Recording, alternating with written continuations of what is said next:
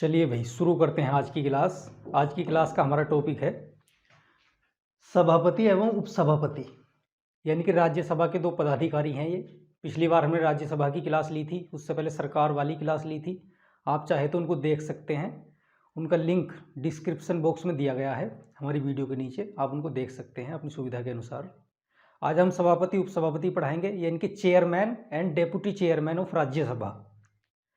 उम्मीद करते हैं जितने भी आपके क्वेश्चंस होंगे इससे रिलेटेड उसके आंसर आपको मिल जाएंगे, क्योंकि हम इनके चुनाव से लेकर के किस प्रकार से इनका चुनाव होता है और रिटायरमेंट तक इनके हम पढ़ाएंगे कि वहाँ तक का प्रोसेस क्या होगा। तो देखिए, देखते हैं आज की क्लास क्या मतलब इसमें चीज़ें हैं। देखो, सभापति एवं उपसभापति चुनाव कैसे होता है, यानी कि ये लोग चुने कैसे जाते हैं, यानी कि कहाँ से आ जाते हैं, सबसे पहले तो यही देखना होगा। उसके बाद इनका कार्य क्या है, इनकी शक्तियाँ क्या है, किस प्रकार से कार्य करते हैं, इनका योगदान क्या है यहाँ पर। उसके बाद इनका कार्यकाल, यानी कि ये लोग कितने दिन तक बने रह सकते हैं, इनकी कितने समय तक इनका कार्यकाल है, या फिर इनको हटाया जा सकता है तो फिर कैसे, ये सब हमको देखना है। तो देखो, इससे पहले मैं आपको बता दूं कि पहले तो हम संवैधानिक पक्ष देख लेते हैं इसका, कि भाई क्या चीज़ें मतलब किन आर्टिकल में इनका जिक्र किया गया है जो इससे संबंधित है। हमने बताया था पिछली बार हमने जो क्लास ली थी तो उसमें हमने बताया था कि भाई संसद दो भागों से मिलकर बनी है, जिसमें राज्यसभा और लोकसभा है, और जबकि ये तीन भागों से मिलकर बनी है, राष्ट्रपति भी इसमें शामिल है और उसका अभिन्न अंग है। उसको तो हम आगे देखेंगे, इसलिए मैंने उसको नहीं बताया था। तो आप देखिए इसमें आर्टिकल कौन कौन से यूज होते हैं। एक आर्टिकल है 89, देखेंगे आज हम। उसके बाद आप 90 और 91 और 92। अगर आपको सभापति और उपसभापति के बारे में देखना है तो आप इन आर्टिकल को, यानी कि 89, 90, 91 और 92 को देख सकते हैं। इनसे जुड़े गए प्रावधान इन चारों आर्टिकल में दिए गए हैं, तो इनका जिक्र हम करेंगे जैसे जैसे हम आगे बढ़ेंगे। तो आप देखिए,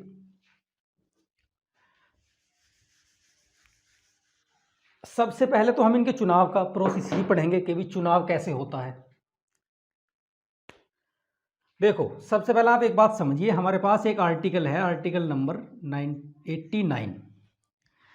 89 का क्लोज फर्स्ट में दिया गया है। इसमें लिखा है कि भारत का उपराष्ट्रपति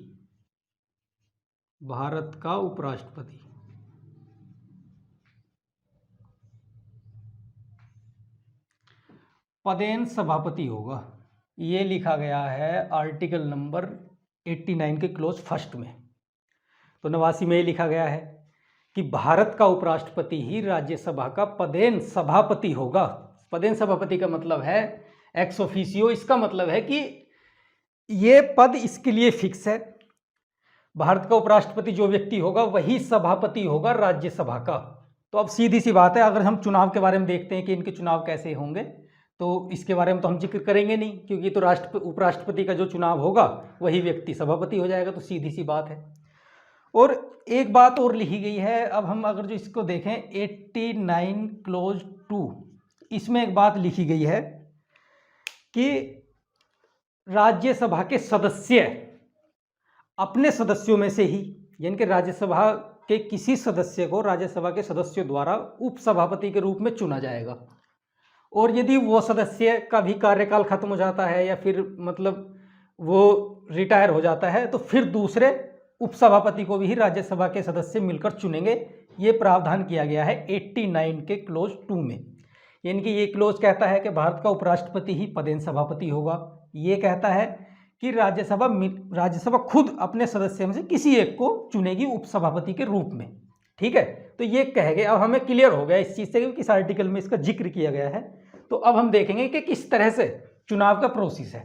ठीक है, कि चुनाव किस तरह से इन दोनों का होता है, सभापति और उपसभापति, दोनों को हम एक एक साथ लेकर ही पढ़ेंगे ताकि हमें अलग अलग देखने की जरूरत ना पड़े। देखिए चुनाव कैसे होगा, पहले सभापति का देख लेते हैं,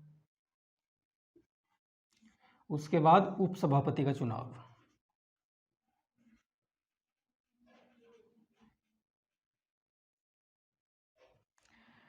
चेयरमैन एंड डेप्यूटी चेयरमैन। देखिए,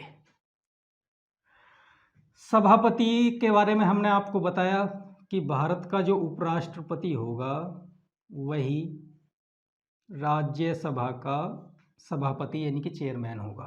तो सीधी सी बात है कि इस व्यक्ति जो उपराष्ट्रपति हमारे होंगे वही सभापति होंगे। इसका मतलब है कि उपराष्ट्रपति का चुनाव होगा, ना कि सभापति, क्योंकि सभापति पदेन अध्यक्ष होता है, पदेन सभापति होता है उपराष्ट्रपति राज्यसभा का। तो ये व्यक्ति तो सीधा आएगा भाई उपराष्ट्रपति चुनकर और सीधा आ जाएगा राज्यसभा में और राज्यसभा में आके बैठ जाएगा यहाँ। तो ये बन गया सीधा सभापति। इसके लिए कोई अलग से चुनाव है नहीं, उपराष्ट्रपति के रूप में चुना जाएगा, सभापति बन जाएगा सीधा। तो अब हम इसकी तो बात करेंगे नहीं चुनाव की यहाँ पर, जबकि हम उपराष्ट्रपति अलग से पढ़ेंगे तो वहाँ पर देखेंगे कि किस प्रकार से इसका चुनाव होता है। तो ये व्यक्ति उपराष्ट्रपति के रूप में चुना जाएगा और यहाँ पर सभापति अपने आप ही बन जाएगा, क्योंकि ये पदेन अध्यक्ष होता है राज्यसभा का।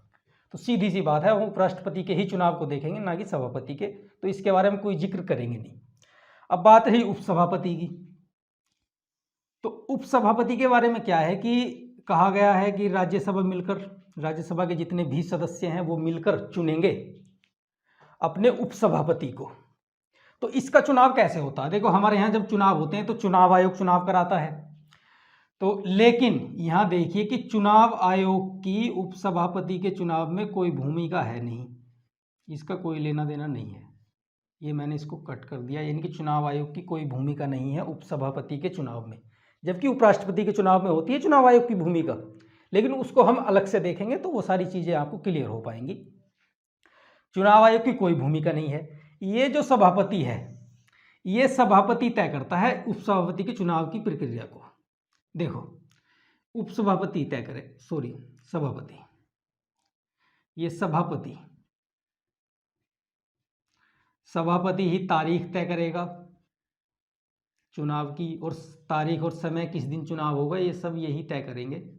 क्योंकि जो हमारे यहाँ राज्यसभा को चलाने के लिए कुछ रूल्स रेगुलेशन बने हुए हैं, तो उनमें ही उनके अनुसार ही ये सभापति को दी गई है शक्ति के भी सभापति अपने अनुसार तारीख तय करे। तारीख क्या, ये जितने भी हमारे राजनीतिक दल हैं उनसे राह मशविरा करते हैं, उनसे सलाह लेते हैं कि किस तारीख को हम उपसभापति के चुनाव के लिए तय करें, समय को तय करें। तो जब सहमति बन जाती है तो ये लोग तारीख तय कर देते हैं, समय तय कर देते हैं। तो उस समय उपसभापति के लिए चुनाव होता है सभी राजनीतिक दलों की सहमति से, और ये सभापति को शक्ति दी गई है। तो अब हम यहाँ तक समझ गए कि भाई सभापति तय कर देगा कि भाई उपसभापति का चुनाव कब होगा, किस दिन होगा। चुनाव किस तरह से होता है इसका मोटा मोटा आइडिया आप समझ लीजिए। इसमें क्या होगा, सभापति के चुनाव के, उपसभापति के चुनाव के लिए कि अलग अलग प्रस्ताव आएंगे राजनीतिक दलों की तरफ से कि भाई हमारे कैंडिडेट ये है, हमारे ये है। तो उन प्रस्तावों पर चर्चा होगी राज्यसभा में, और जिस प्रस्ताव पर सहमति बन जाएगी, यानी कि जिस नामांकन पर सहमति बन गई राज्यसभा में, उस व्यक्ति को सभापति के द्वारा उपसभापति घोषित कर दिया जाता है। तो जिस पर सहमति बन जाती है, अगर जिस प्रस्ताव पर सहमति बन गई, जिस नाम पर बन गई, तो वो इस तरह से उपसभापति घोषित कर दिया जाता है राज्यसभा का। तो इस तरह का इसका ये प्रोसेस है कि भाई इस तरह से उपसभापति चुना जाता है। तो देखिए अब इनके कार्य क्या है, किस तरह से हम देखते हैं कि भाई किस तरह से इनका योगदान है राज्यसभा में और किस तरह से ये कार्य करते हैं, तो वो देखते हैं। बाकी फिलहाल अगर आप देखेंगे करंट समय में तो हरिवंश नारायण हमारे उपसभापति हैं और एम वेंकैया नायडू हमारे उपराष्ट्रपति है। इसका मतलब सीधा सा है कि वो सभापति भी हैं। तो इस तरह से हम देख सकते हैं।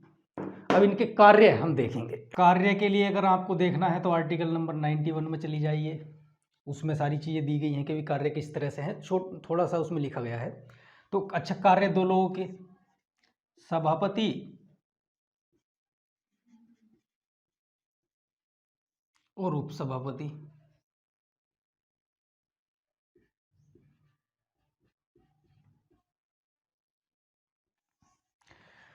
देखो, उपसभापति के सभापति या उपसभापति के कार्य का सीधा सा मतलब है कि भी ये व्यक्ति जो है, सभापति जिम्मेदार होता है संसद का जो ये सदन है राज्यसभा, उसकी कार्यवाही किस तरीके से संचालित हो, यानी कि सुव्यवस्थित ढंग से कार्यवाही संचालित हो, सारे रूल्स और रेगुलेशंस का पालन हो, और उसके बाद कि किस सदस्य को राज्यसभा में बोलने का कितना मौका देना है वो ये तय करेंगे। और संसद के जिस तरह से मतलब सत्र चलते हैं राज्यसभा में, तो उस सत्र को किस तरह से स्थगन करना है, कितने टाइम तक सत्र चलेगा, किस तरह से, वो सब सभापति तय करता है। और एक अधिकार होता है इनको कास्टिंग वोट देने का। कास्टिंग वोट का मतलब है, मान लीजिए किसी मुद्दे पर अगर वोटिंग होनी है और दो पक्षों में बराबर बराबर मत यानी कि डल के वोटिंग होगी, सपोज दैट 100 नंबर मतलब वोटिंग हुई, यानी कि 100 लोगों ने वोट करा और 50-50 वोट हो गए। तो अगर निर्णायक मत देना हो, कास्टिंग वोट का मतलब होता है निर्णायक मत, तो वो सभापति को अधिकार होगा कास्टिंग वोट करने का। तो ये इनको शक्ति दी गई है। ये नॉर्मल वोट नहीं कर सकते, ये नॉर्मल वोट नहीं कर सकते, यानी कि जिस तरह से दूसरे सदस्य वोट करते हैं, नॉर्मल वोट देने का अधिकार नहीं है।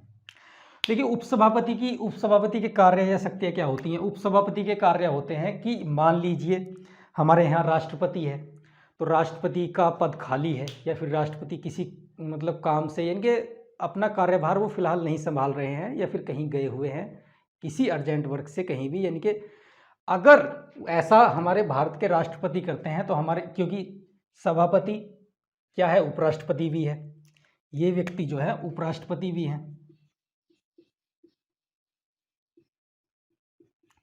तो ये क्या करेंगे कि राष्ट्रपति की भूमिका का निर्वहन करेंगे अगर राष्ट्रपति हमारे यहाँ नहीं है तो अगर ये चले गए राष्ट्रपति की जगह तो सभापति का पद हो गया खाली, तो फिर क्या करेंगे, फिर ये उपसभापति इनकी भूमिका निभाएंगे, यानी कि सभापति की जो सीट पर बैठेंगे वो बैठेंगे उपसभापति।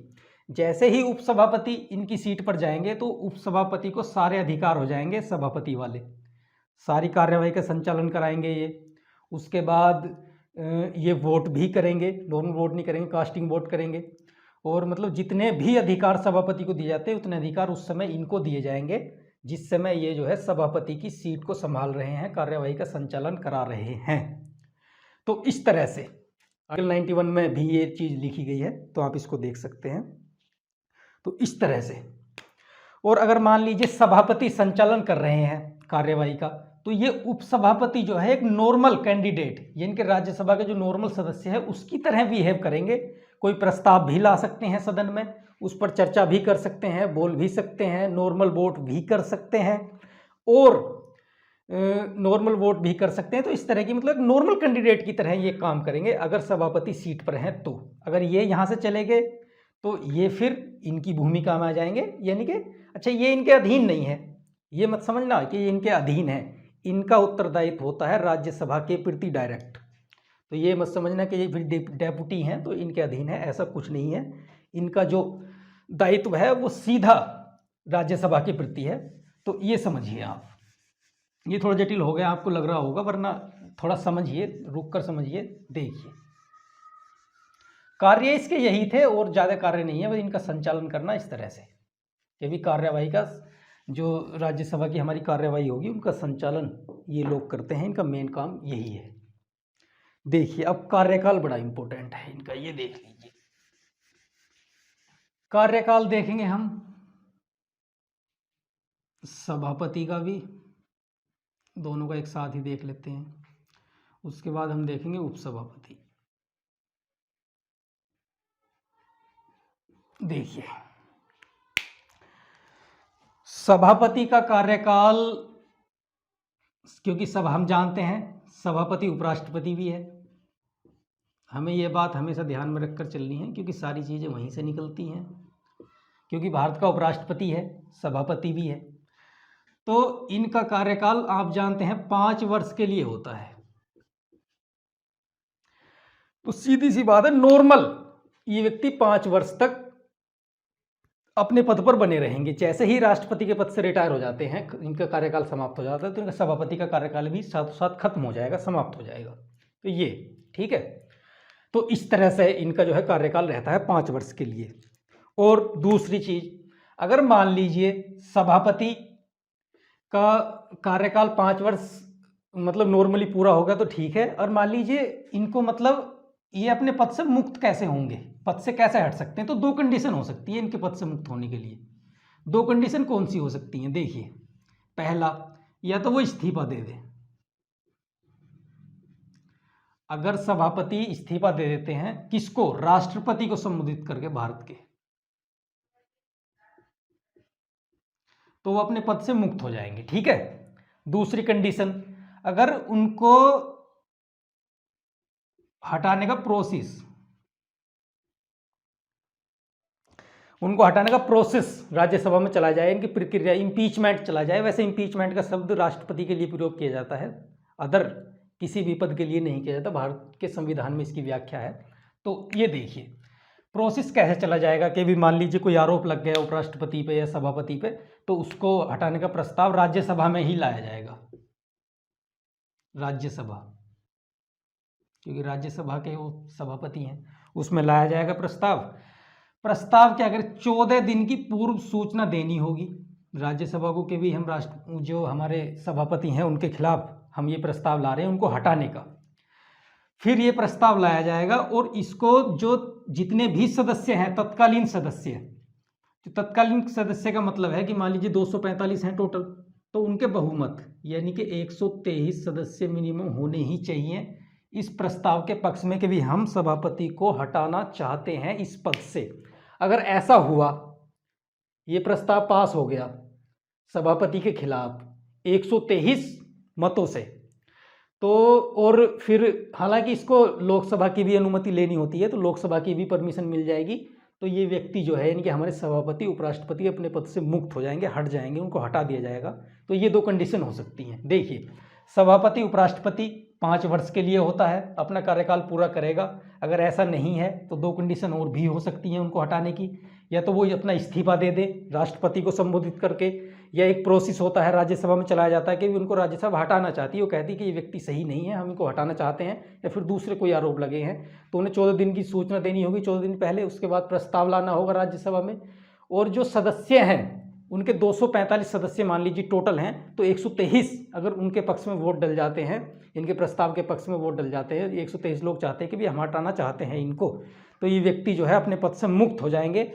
और अगर मान ली जिस समय ये कार्यवाही चलेगी राज्यसभा में, ये कार्यवाही यानी कि प्रोसेस चलेगा इनको हटाने का, तो जो सभापति हैं ये फिर सभापति की सीट पर नहीं बैठेंगे, ये सिर्फ क्या करेंगे कि इस कार्यवाही में भाग ले सकते हैं, ठीक है नहीं, लेकिन सभापति की सीट पर ये नहीं बैठेंगे उस समय इस प्रोसेस के दौरान।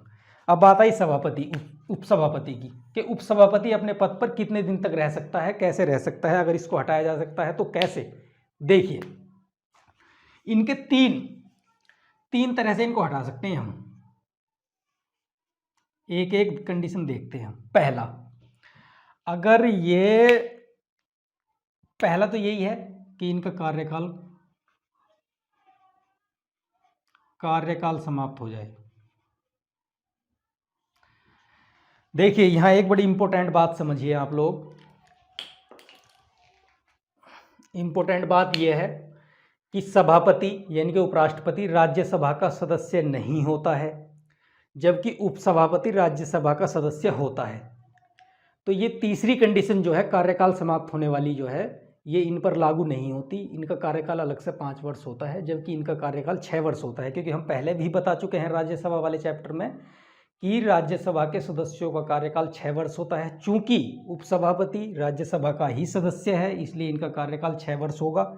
यदि इनका कार्यकाल 6 वर्ष वाला समाप्त हो गया ये कार्यकाल, तो ये अपने पद से ऑटोमेटिक मुक्त हो जाएंगे। और हमने आर्टिकल 89 के क्लोज 2 में कहा है कि अगर इनका कार्यकाल समाप्त हो गया, यानी कि ये उपसभापति अपने पद से कार्यकाल के दौरान हट गए, तो दूसरा उपसभापति चुनेगी राज्यसभा फिर से उसी प्रोसेस से, ठीक है।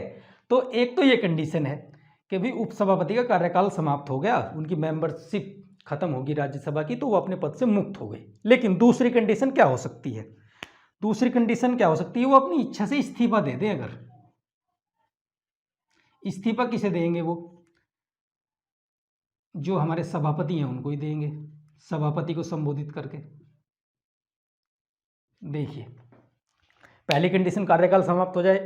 दूसरी कंडीशन है कि उपसभापति सभापति को संबोधित करके अपना इस्तीफा दे कि भाई हम किसी कारणवश इस्तीफा दे रहे हैं, हम इस पद पर नहीं रहना चाहते, तो वो अपने पद से मुक्त हो जाएंगे। और तीसरी कंडीशन क्या होती है, देखिए तीसरी कंडीशन वही होती है कि उनके खिलाफ कोई मतलब प्रस्ताव लाया गया है, यानी कि प्रोसेस चला गया है, उनके खिलाफ एक प्रस्ताव लाया गया है हमारी इसके राज्यसभा में ही कि भाई इनको हम हटाना चाहते हैं, हम जो राज्यसभा के सदस्य हैं वो इच्छुक नहीं है इनको रखने के, या फिर इनके खिलाफ कोई आरोप लग गया है या और दूसरे कारण भी हो सकते हैं।